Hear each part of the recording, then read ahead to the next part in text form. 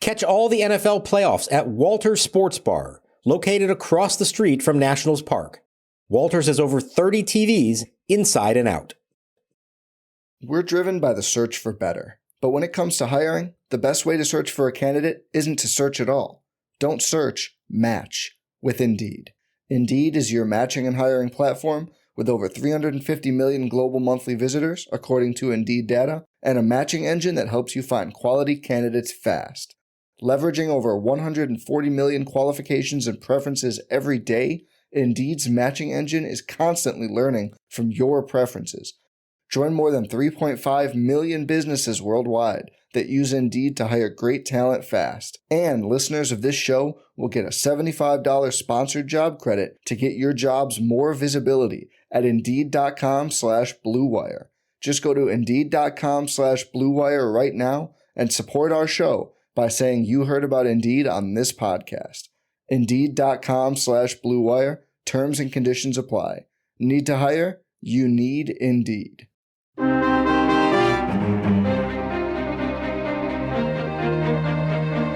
And welcome to Nats Chat. What is the first installment of Nats Chat in the year 2024? I would say Happy New Year, but we're long past the date that Larry David says is the final day on which you can say Happy New Year. So we'll just say that we hope that you are doing well, and it is nice to be with you, along with MASNsports.com Nationals insider Mark Zuckerman. I'm Al Galdi, host of the Al Galdi podcast. Coming up on the show, not one, but two great guests, Nationals Vice President of Amateur Scouting, Danny Haas, and Nationals Senior Director of Amateur Scouting, Brad Ciolek. They are the two most significant hires by the Nats in their revamping of their front office over these last few months. Danny and Brad know each other well. They work together with the Orioles, and Danny and Brad very key to the Nats moving forward in terms of drafting and player development. So we very much look forward to that conversation. But Mark, nice to see you. Are you getting ample rest and relaxation in this Nats offseason? What,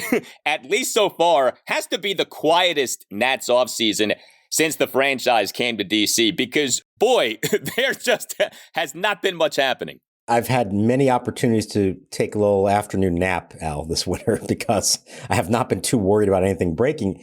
This is pretty remarkable. Outside of, I'd say, maybe the winter of the lockout, where you knew there was not any possibility of any news for several months, this has been the quietest, deadest winter that I can ever remember for this team. That's not over yet. I mean, there's still time to do stuff. And I suppose in some respects, you do look around the league. They're not the only team that's been quiet. There's a whole lot of free agents still out there. For whatever reason, the market's been really slow to develop. But man, they have not made, as we tape this, they have not made a move involving their 40-man roster since December 12th. So we're talking over a month now without a move. Now, again, I think they will do something. There's still a left fielder to get, a first baseman or DH to get. I think they're going to get at least one of those things. Maybe they still look to try to bolster the rotation. But man, oh man, it has been dead quiet here for, like I said, over a month now, which is pretty amazing. It is. And, we've talked about this. I personally don't really have a problem with this. I know that some people do, but I think where the Nats are in the rebuild on the win curve, this is actually the right way to play things. But, you think about these recent off seasons with the rebuild. By this time, last off season, you had Trevor Williams. By this time, 2 off seasons ago, you had Cesar Hernandez. Not that these were seismic moves, but these moves were something, like you could sink your teeth into something. And there really hasn't been anything along those lines. It really has been remarkable. But like you said, there are a good number of, at least like mid-tier free agents still left. So there is activity that's going to happen.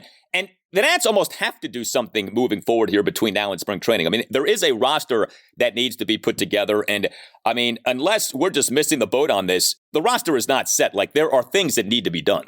I agree. I keep waiting. I want to write an article about what might the lineup look like come opening day. I can't write it yet because there's at least 1 and maybe 2 holes that still have to be filled.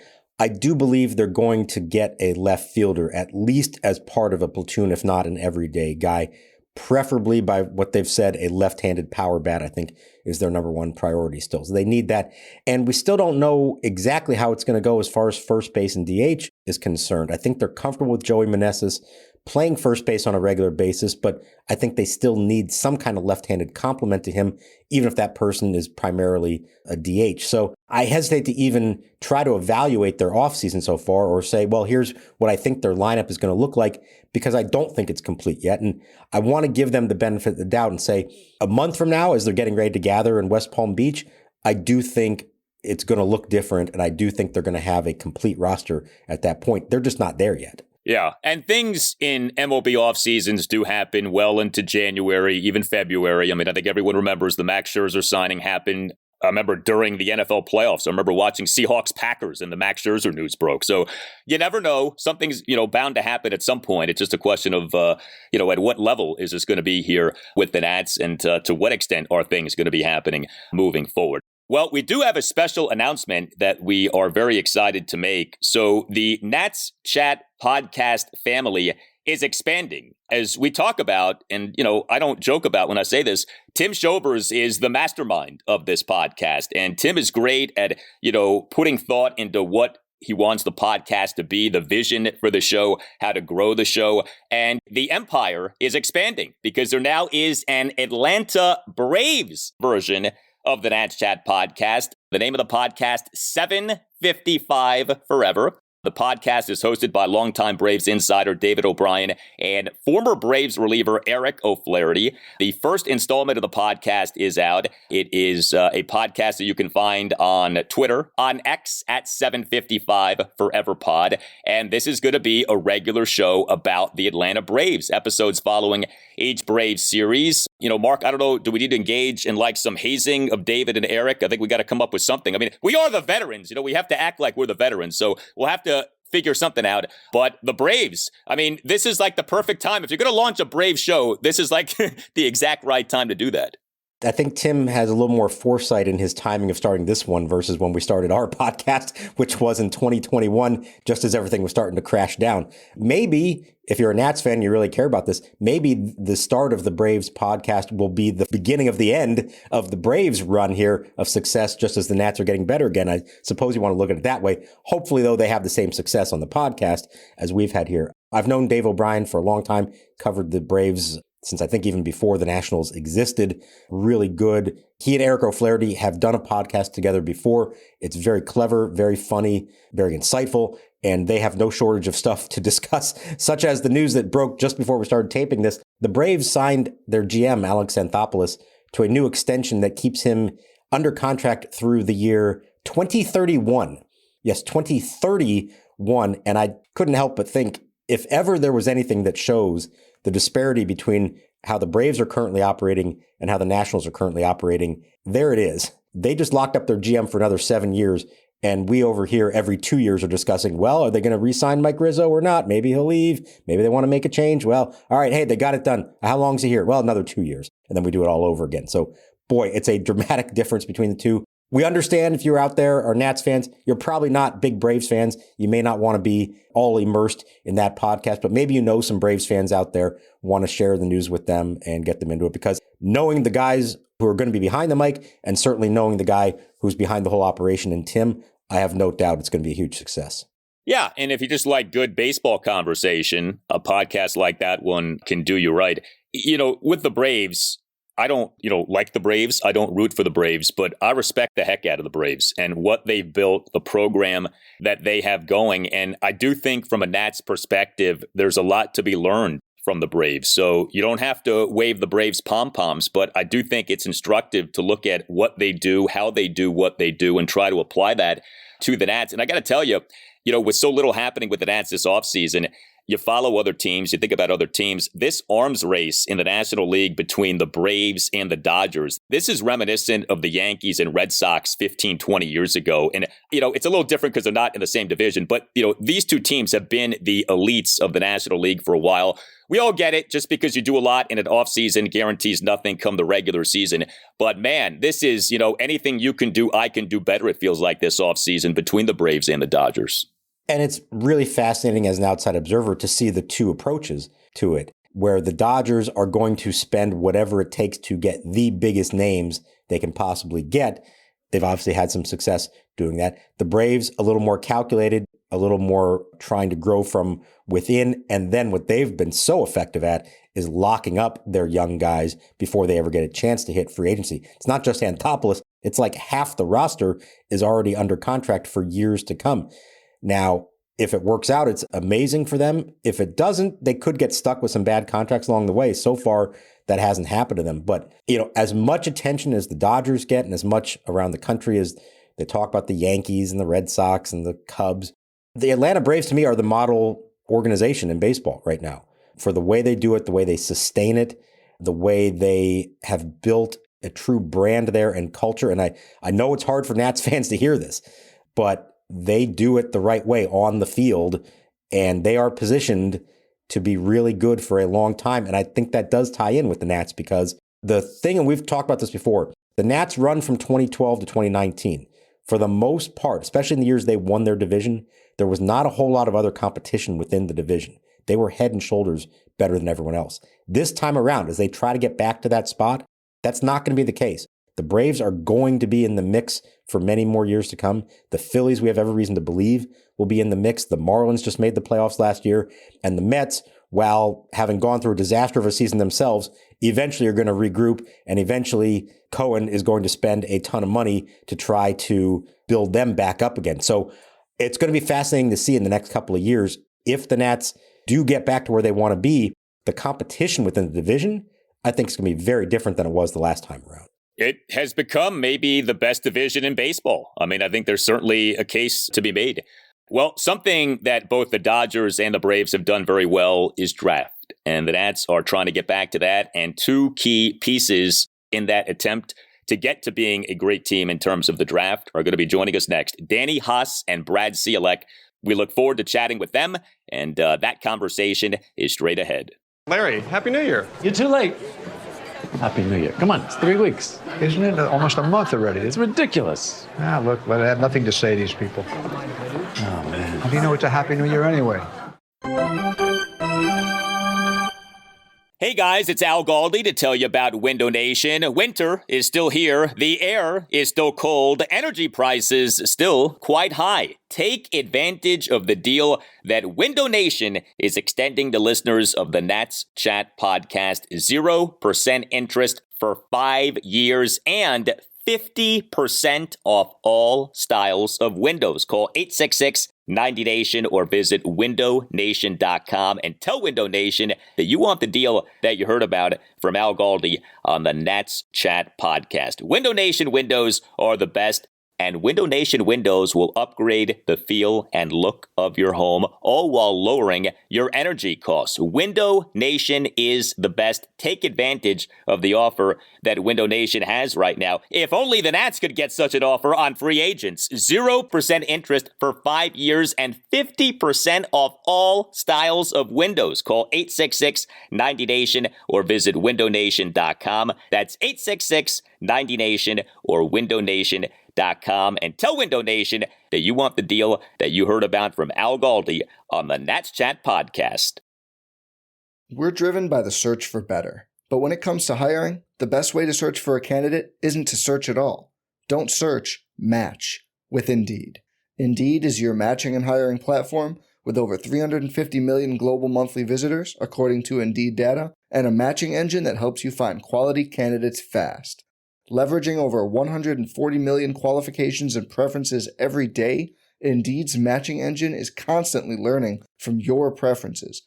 Join more than 3.5 million businesses worldwide that use Indeed to hire great talent fast. And listeners of this show will get a $75 sponsored job credit to get your jobs more visibility at Indeed.com/Blue Wire. Just go to Indeed.com/Blue Wire right now and support our show by saying you heard about Indeed on this podcast. Indeed.com/Blue Wire. Terms and conditions apply. Need to hire? You need Indeed. So, you've got an idea for a business. The store of your dreams. There's just one thing to figure out. Everything. That's why Shopify's all-in-one commerce platform makes it easy to sell online, in person, and everywhere else. Sell on social media, source products with an app to get that first sale feeling. It's the only solution that gives you everything you need to sell everywhere you want. So when you're ready to bring your idea to life, power it up with Shopify. Sign up for a $1 per month trial period at shopify.com/listen. With the number 2 pick in the 2023 MLB Draft, the Washington Nationals select Dylan Cruz, an outfielder from LSU. The Detroit Tigers had the next pick. Well, how an MLB team does when it comes to the MLB draft is, of course, so important, maybe more important than anything that is done by an MLB front office. And so we are thrilled to have on the Nats Chat podcast 2 big-time hires and very important members of the Nats front office regarding the MLB draft and a lot more. Nationals Vice President of Amateur Scouting, Danny Haas, and National Senior Director of Amateur Scouting, Brad Ciolek. The Nats hiring of each guy was officially announced this past October 25th. Danny Haas spent the last 5 seasons as a special assignment scout for the Arizona Diamondbacks, working in amateur and international amateur scouting. He worked for the Orioles in a variety of scouting roles, December 2011 through the 2018 season. Brad Ciolek was the Orioles Director of Draft Operations, November 2021 to October 2023. He had been with the O's in a variety of scouting capacities since January 2013, and that followed a previous stint with the O's in 2011. So Danny and Brad know each other well. It's great to have them on the show. Danny, about 2.5 months now for you guys with the Nats. How are things going, and what has your experience been like so far? Things are great, but it's been a pretty smooth transition for me coming over. We have our legs under us. We're good to go with initial diving in on players. We're scheduled out for about, pending weather, obviously, of course, the first 3 weeks of the spring.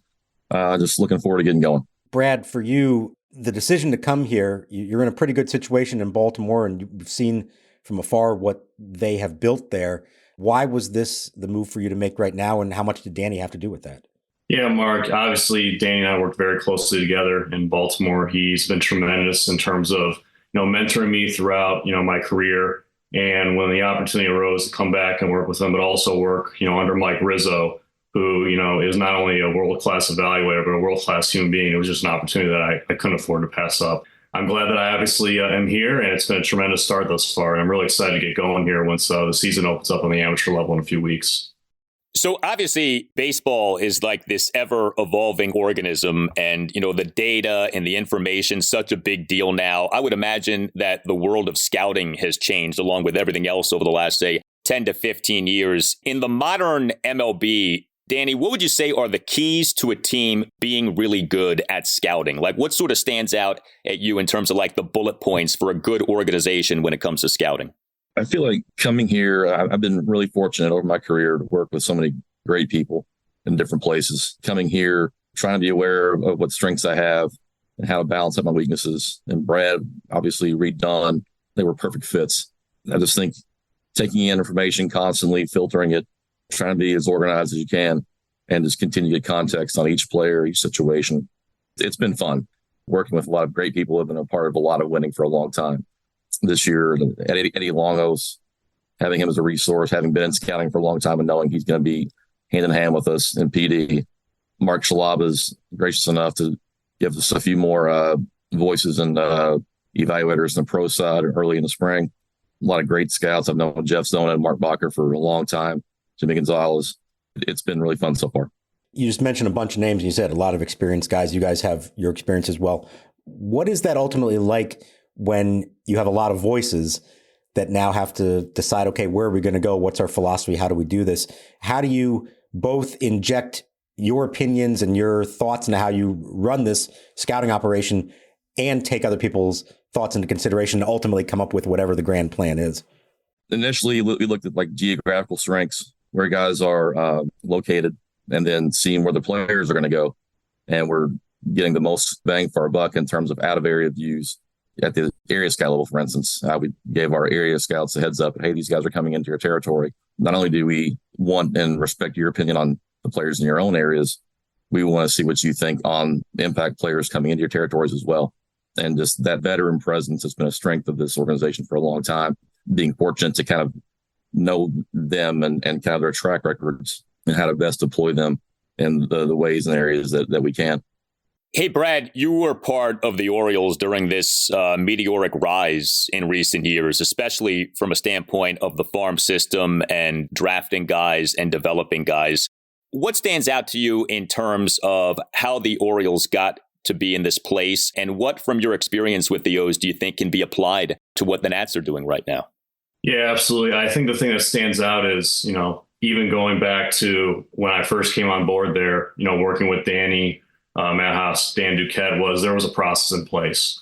There was a foundation as far as what they were looking to accomplish, checkpoints that had to be met, not only with each and every player they bring in, but also guys that are already in the system. And obviously that was taken a step further with Mike Elias when he came over and introduced, the analytic component into the evaluation process. But I think the one thing that really resonates with me, when you take a look at, the staff that's been assembled here under Danny, Danny already mentioned Reed, is that we've come from 3 different organizations that have had a lot of success, not only drafting, but developing talent and getting to the big leagues quickly. And on the flip side, kind of go back to Mark's question is, as far as, staying proactive versus reactive, getting feedback from all corners of the organization, our player development department is going to be instrumental in this process. And also the guys in the front office on the analytics side, research and development, Lee, Michael Schatz, Silas have been instrumental in helping us get our feet under the ground here in our first few months together. Danny, you kind of have what we call the traditional background to get to where you are right now, former player, decided to get into the front office and became a scout and worked your way up to this point. And Brad, yours is a little bit different path, although becoming maybe a little more common nowadays, I think, what you've done. But for people who don't know, you've got a bachelor's degree in business administration, a master's degree in computer information systems. You spent a year working as an analyst at Bloomberg Sports. And in addition to now having been working in baseball here for a while, I'm curious, I know you two have worked together and you've become close. How have those two different backgrounds worked together, and does it mesh, or do you feel like there's times you're like, I don't understand what this guy's talking about, or this guy comes from a totally different place than I came from? Knock on wood, I can't really remember a time where we butted heads that much. I think I don't know if it's personalities. It's always been the how to make the best decision as quickly as possible kind of thing. And you mentioned those backgrounds. Having learned like the Red Sox front office guys, Theo to an extent, Mike Hayes and Jason McLeod, Amiel Salde, Dan Duquette, our time in Baltimore, we didn't have a huge analytics staff, but we had Sarah Gillis, who since, she's gone on to the Astros and now the Pirates as an AGM, and Kevin Tannenbaum with the Guardians. A lot of great folks that introduced me to the analytics side and the importance of it pretty quickly. But I've always come to embrace that. And I feel like Brad's kind of the embodiment of all that. And I don't want to, his background, a lot of times he's cast as a straight analyst, but I've heard Mike say he's one of our better scouts, just as an evaluator as well. So he brings a lot to the table. It's a perfect fit here. Brad, your take of that it's when you come in with the background that you do, you probably have that little bit of preconceived notion of who they think you are. How important has it been for you to show that you are more than just a behind the scenes, numbers guy, and that you have an eye for talent? Yeah, I would probably echo the same sentiments that Danny just mentioned. I've been very fortunate to be exposed to a lot of bright people.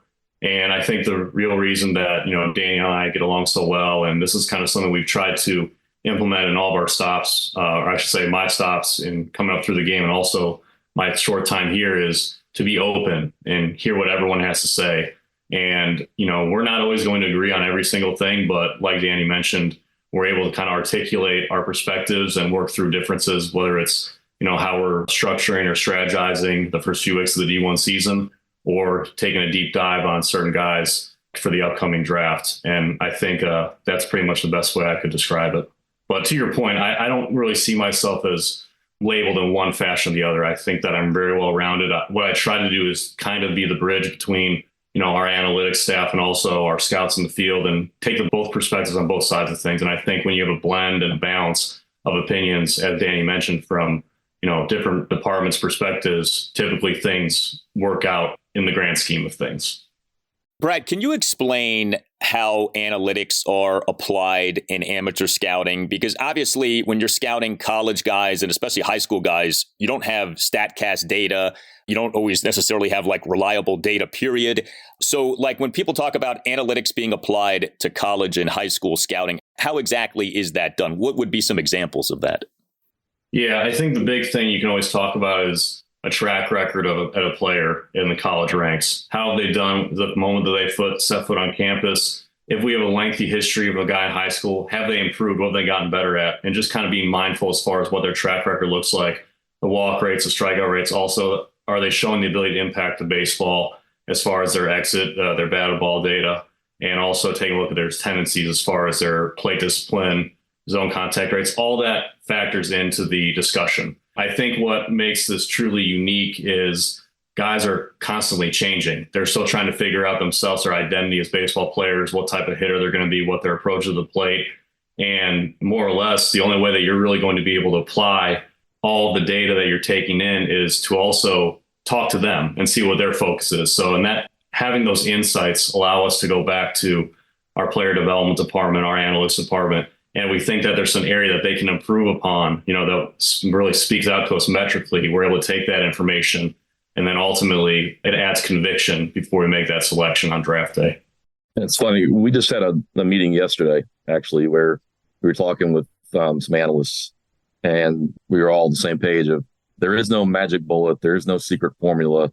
All the teams have a good amount of information now that they do a good job of synthesizing it. But it's our job to combine that energy and have our take on it and have the best take on it and make the best decision.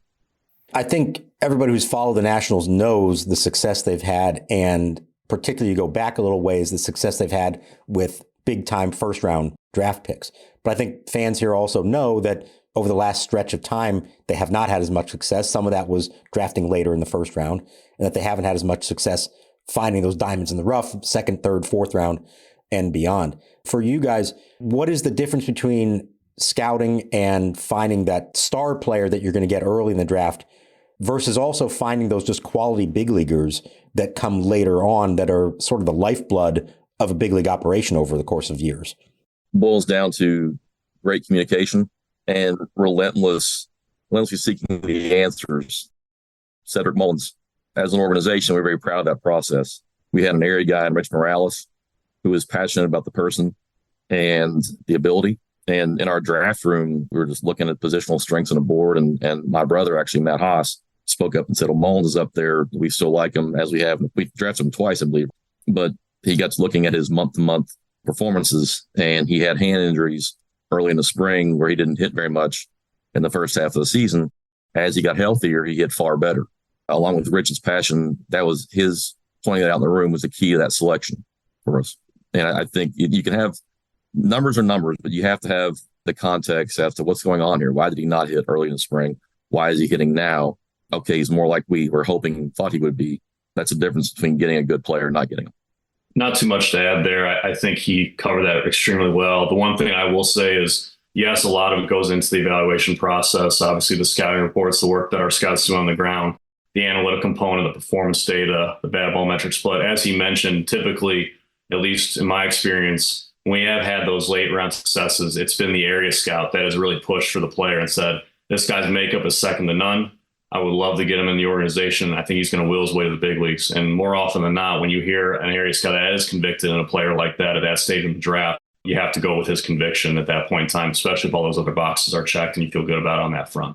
Question for both of you guys. The industry of baseball, of course, is so smart now, smarter probably than ever before, but there still seemingly is that frontier that has not been truly conquered, and maybe it can't be conquered, but pitcher health and trying to be better at projecting pitcher injuries, preventing pitcher injuries. Can the industry get significantly better in that regard, or is it just impossible to ever be great in that regard because you're talking about human bodies and each one is different and you're doing this unnatural thing of trying to throw a baseball 1,000,000 miles per hour? Where are you guys on that when it comes to preventing and projecting pitcher injuries?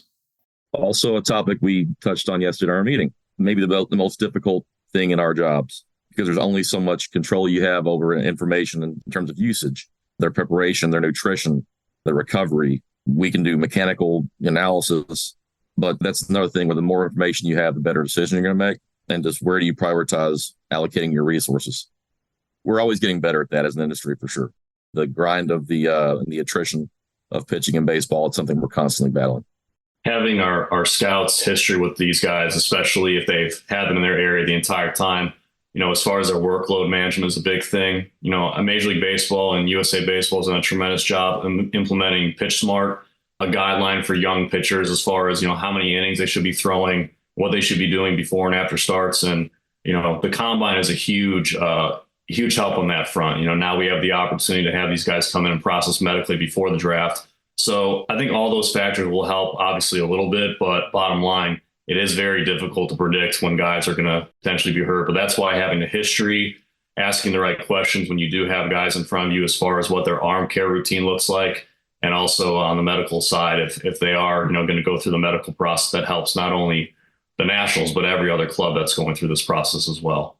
No two players are the same. And when you're in that draft room and you got to decide who we're taking, you're taking who you just believe is the best player at that moment for you. But if you had to have an overarching sort of philosophy of what type of position player, what type of pitcher you guys prefer, if there are certain attributes you look for, what would you say those are? And maybe they're different for the two of you. Definitely. As the longer I've done this, you definitely want to try to form an opinion on what you think a player or pitcher is going to be. But it's become more of a good bet to how they compare to their peers. I think so. You're searching for tiebreakers. You're balancing upside, probability, value. It's just a constant process. We like to target starting pitchers, not the middle players. And then we don't hunt the weaknesses of our system necessarily, or perceived weaknesses of our system, but we are aware of our strengths of our system. And it's just a constant process. In terms of as far as what we're looking for, obviously you kind of mentioned a lot of key attributes there, but I think athletes obviously can play up the middle. Versatility is also a big thing. It's becoming more common as far as guys being able to play multiple positions because they're gifted athletes, but also the fact that, for me personally, you're always kind of taking a look at the body of work, the history leading up to that draft year. And you're more or less looking to see who takes a leap, so to speak. And, I think the guys that go ahead and show that they're going to put the work in during the offseason and improve on their own volition really speaks volumes of their own work ethic. And you feel really good about getting those guys into, the player development system and having them kind of hone and improve their overall skill set. But, again, kind of piggybacking what Danny had to say, that's probably the best thing that comes to mind as far as answering that question. Mike Rizzo has a saying that he says when it comes to paying a player, and used this or some version of this many times over the years, and that is you're not just paying the player, you're paying the person. And the idea is you're trying to figure out who this person is as a guy. With what you guys are doing, right? And, you're studying kids in their teens, early 20s, again, college, high school guys. How do you go about trying to figure out what kind of a person a player is? Is he diligent? Does he love baseball? Is he immature? Is he a good guy? Those kinds of things. How do you go about trying to assess a player in that way? I think we view the players, the prospects in different venues, showcases, regular season games, practice if we can. And then maybe the one positive thing from COVID time was Zoom calls. And we're a few years deep now, where we've gotten better at that, at giving interviews and trying to get a feel for, and the players are more familiar with it now too. That's been a big help, and it's not like perfect. And it's an ongoing situation. It's an initial blush kind of thing, and kind of try to figure out how a guy's ticks, makes him tick. Good makeup is a vital part of a good decision and getting good prospect. Not much to add there. I think the Zoom component, the interview settings, not only Zoom calls prior to the start of the season, but at the combine, getting those guys down in front of us and just picking their brain. And you can tell who's authentic and genuine and who's really passionate about, getting into pro ball and working hard right out of the gate. But, we're looking for all those things that Riz and Davey, are looking for in terms of guys on their major league roster, whether that's, having a high degree of accountability for not only for themselves, for their teammates, but also a competitive edge and, despise losing. So we're looking for all those key attributes, and sometimes you really have to dig deep and ask the right questions, but the interview process is instrumental and critically important leading up to the draft on that front. Listening to you two talk about this and thinking myself about what your job is, it's kind of unusual when you think about this. Your biggest moment, your biggest day of the year is draft day, and there's all this hype and excitement that leads up to that point, and then probably relief when you get done with it. But then it's years later before you know if you were successful or not at it. Does it take a certain mentality to do this? And is patience the right word? Or like you're already moving on to the next year's draft before you even know if the previous year's was successful. Within your own mindset, how do you cope with that? We're still working on that.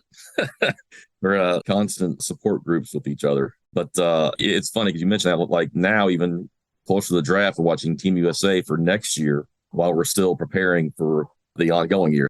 You have to remind yourself constantly it takes time. Players emerge. We've had some guys like Christian Walker with the Orioles. It took him a long time to emerge. It was his path. For instance, like that process. I mean, we liked him a good amount. We thought he could hit. We knew he had power. He had a handmade situation that he didn't show the power in the time in college, but he actually beat Bryce Harper in the home run derby in high school. And we liked him a lot. We had our concerns. I remember Dan Duquette at a key point in our discussion saying, like, is this guy, what do you think he is? Is he a cleanup hitter? And I said, I'm not sure. I think he said, well, he's a 5-hole hitter. I said, I'm pretty confident he could be that one day. And he said, well, that's worth, maybe $50 million one day. Who knows? But that was a key question at a key time. And it was from my context, again, I'm using that word a lot, but that I hadn't processed yet. And it was really freeing in the decision-making to help us pull a trigger on him. Yeah, I think the one thing that I kind of hang my hat on is, the process. And I know that's going to be a buzzword that's thrown around and maybe it's a little bit cliche, but at the end of the day, if you're confident in your process and you feel like you've done extensive work on each and every guy, ultimately it's going to be up to them, as far as how quickly they get to the big leagues or if they get to the big leagues and how well they deal with adversity and failure. So, there are times obviously where patience is a requirement. When guys, go up each level, they might struggle a little bit and that's okay. But I try not to, look as far as, box scores night in, night out and try not to get too down in the dumps if a guy goes over 4 with 3 strikeouts. It is a process and each guy is going to ascend through the ranks at their own pace. So that's kind of how the way I look at it and how I processed it. And, as I mentioned, the 3 of us have been very fortunate as far as the draft picks that we've had, the last few years. But, we've also been extremely, lucky in some regards as well. But we've also put ourselves in that spot to be lucky. And, so far it's worked out. So that's kind of my mentality on that front. And that's the best way I can describe it. Doing well in the MLB draft has always been important, but it feels like now, maybe more than ever, it's important, that it's more important than ever before when you think about how every team now is smart. Every team now is in on analytics to an extent, and teams now seemingly put more stock in having good prospects than those teams did previously. And, now with PED testing, you have more natural aging curves. And so there's a reluctance maybe to dip into free agency, whereas, 15, 20 years ago, maybe you could count on a guy being good well into his 30s. I'm just curious, do you guys view it that way, that now more than ever before, it really is vital that a team be good at the MLB draft?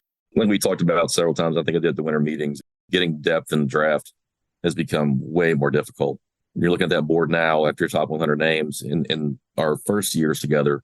I mean, we would get 10 up to 15 guys out of our top 100. Now it's like 2, 3, maybe 4, because everyone's got the same information and they're better at their decision-making processes. So it's very much, it's a market where you can get, controllable, cheaper talent. So that's going to be intriguing and important to every organization. Extremely critical. I think the one thing that we are set out to do here, obviously, is there's already a nucleus, a homegrown nucleus, as far as, some guys at the major league level now and others at AA, and we want to keep that going. We want to continue to infuse the talent. So extremely important. And as you mentioned, as far as, cost controlled homegrown talent, it does give, the major league team quite a shot in the arm when they have internal options versus going out and spending money in the free agent market.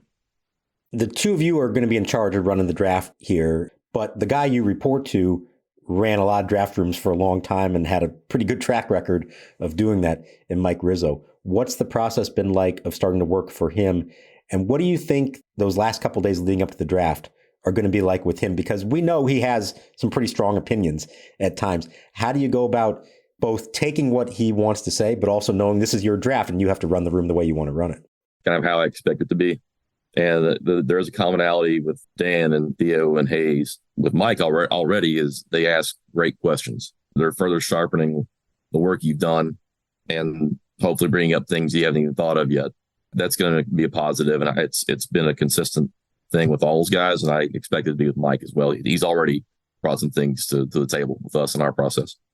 This is kind of an off-the-wall question, but I'm curious about your guys' opinions on this. Do you think that teams should be able to trade draft picks? Like in the NFL, the NBA, the NHL, you can trade picks. Like the Nats had the number 2 overall pick. they couldn't trade down and get a bunch more picks. From our perspective, I think it would be fascinating. I think it would be so much more interesting. From your perspectives, maybe it would create a whole lot more work and chaos. But I'm just curious. I mean, this is your livelihood, right? The MLB draft.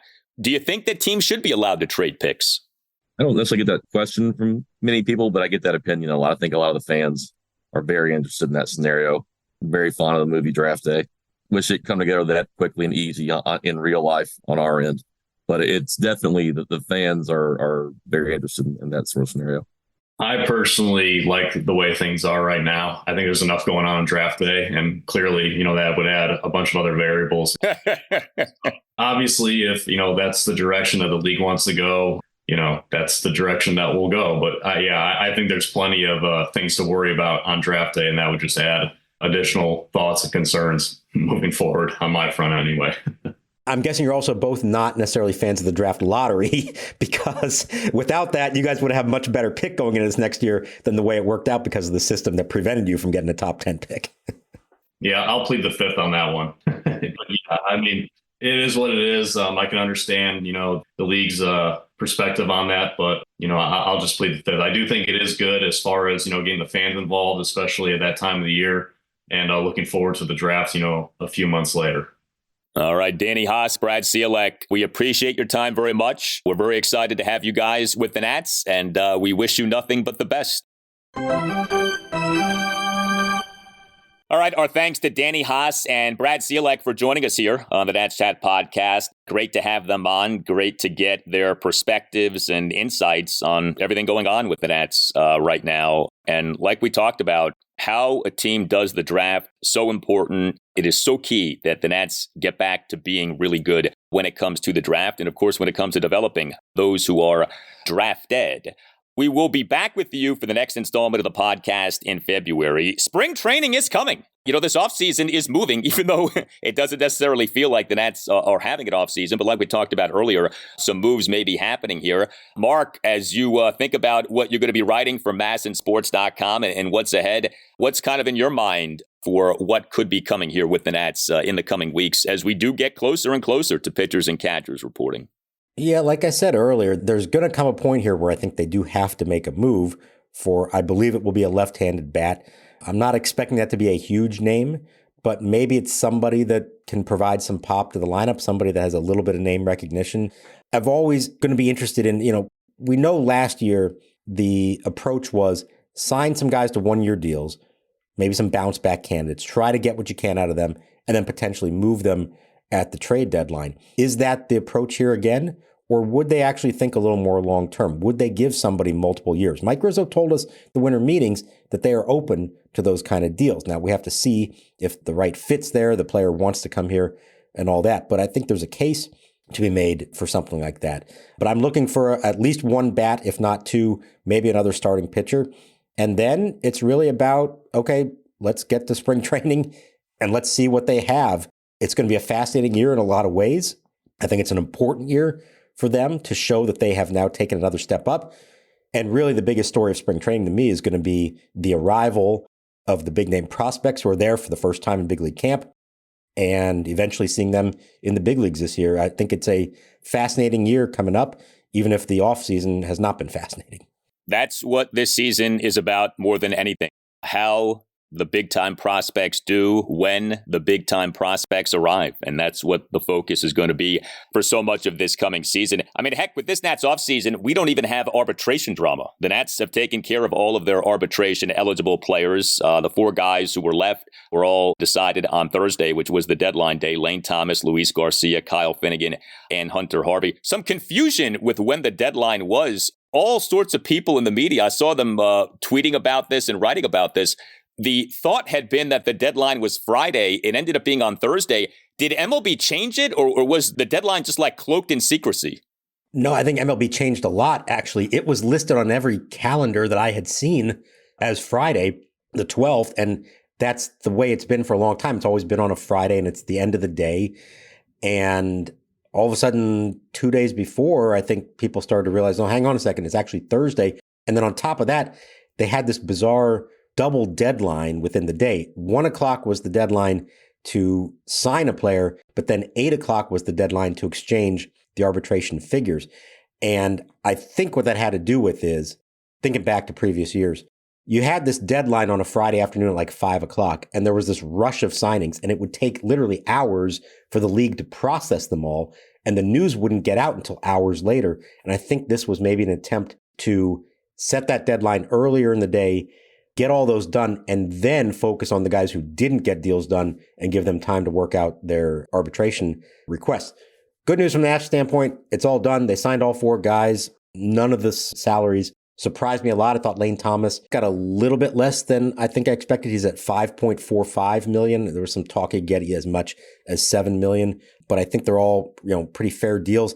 And if you want to look bigger picture at the Nats payroll now, which is coming a little bit more into focus, they've got 13 players now signed and with salaries set for the coming year. You add those all up, you get $98.1 million. Now, the caveat to that is that includes all the deferrals to Steven Strasburg and Patrick Corbin. It includes Steven Strasburg as well. You take those out of it, and it's down to $76.7 million. Even if you fill out the rest of the roster with the young guys who make, the big league minimum, you're still looking at an opening day payroll, pre-deferrals of $108 million, post-deferrals $87.2 million. That's a low number. Now, there are legitimate baseball reasons for why that's the case right now. But to me, what it does say is they have some money to spend. They can go above where they were last year. They should be able to go above where they were last year.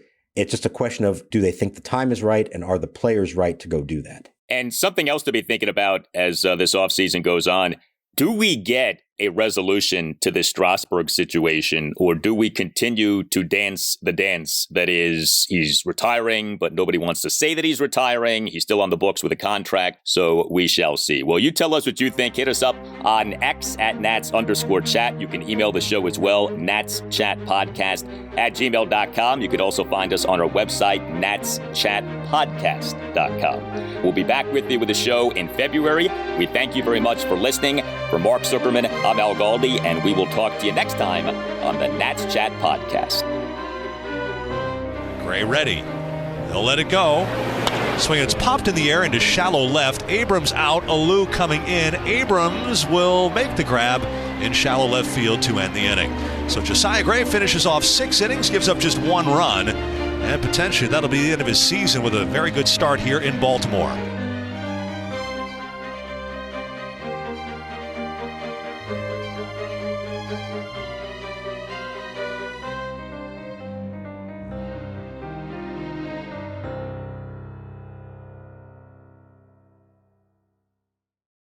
Hello, this is Ohavia Phillips. And I'm Dennis Reed. And as members of Charlotte's Black community, we're proud to call the Queen City home.